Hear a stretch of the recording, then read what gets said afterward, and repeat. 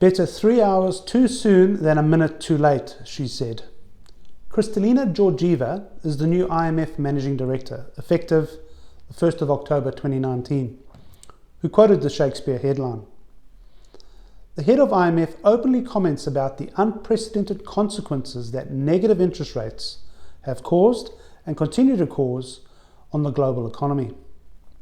Meaning for you and me in business, the Federal Reserve banks, banker to the banks, and treasuries, a department of governments around the world, don't know what to do when it comes to stimulating the macroeconomy and avoiding small and medium businesses in New Zealand and Australia, and globally for that matter, from suffering possibly not a recession, but worse, a 30-year-long global depression. Let me share why. The Fed's response is to buy more assets from the banks, called quantitative easing, which they've introduced for the first time in 2007 and 2008. Their balance sheet went from 1.7 trillion to 4.5 trillion, going against what they would prefer to do, which is reduce their assets over time. Their assets are in fact debts that belong to the customers of banks, like mortgages, credit cards, business loans, etc. Well, you can imagine if people defaulted on these debts, they're no longer assets, but bad debts. The Feds have recently resigned themselves to buy more assets, to avoid a collapse and a run on the banks, because they don't have the physical cash if everybody wanted their money back to hide under their mattresses at home. At the risk of sounding like a conspiracy theorist, and an aside to this article, you can see why the powers that be are trying to make a cashless society to avoid a potential run on the banks. Based on our brief research and an oversimplification of their strategy, the IMF is advocating two strategic answers to surviving the next recession, which according to the head of IMF, potentially will impact a generation. A generation is how long, you might ask? According to Wikipedia, about an average period of 30 years. Can you imagine a period that long with restricted markets, less sales, and consequently less cash flow for your business? Could you afford to lose 30 years of business growth and still have time to recover? This is not me speaking. Please read the article. So before we share two of the IMF's strategic answers, we should give you an update on what the markets are thinking with respect to the nature of the next recession.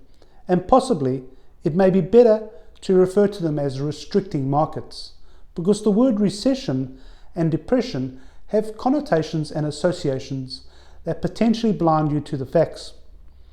At the risk of being overly dramatic, the picture they are portraying is one of a boa constrictor slowly crushing the lifeblood out of our businesses over a generation, 30 years. And possibly not a short, sharp, shocking, but merciful correction over the historic 7-year period and 3-year recovery, caused by a trade war due to an economic isolationist nationalism. America-China trade war comes to mind.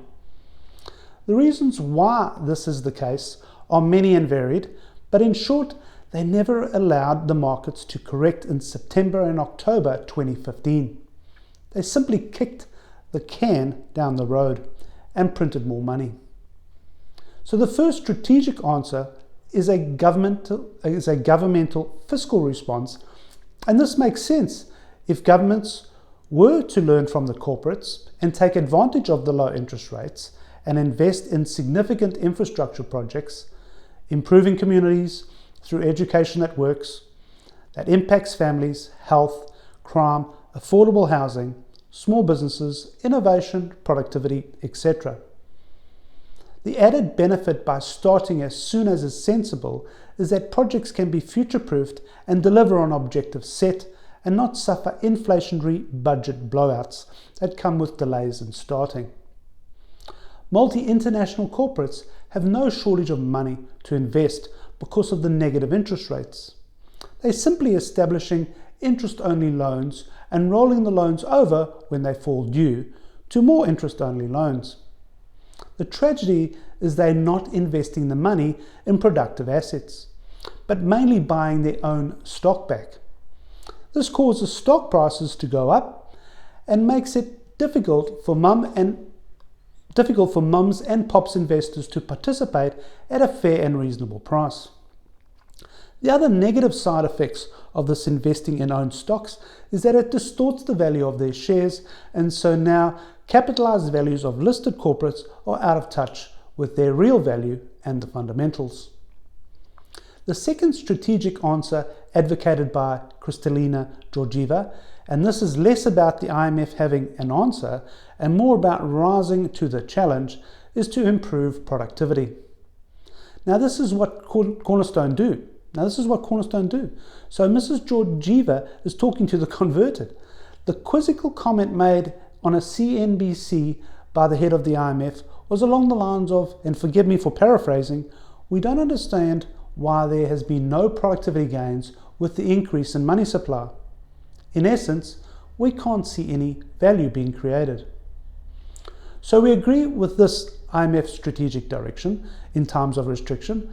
If you improve productivity, then you will have the benefits of eliminating wastage, identifying core and non-core activities, lowering break-even, improving margins, creating, extracting, and maximizing value.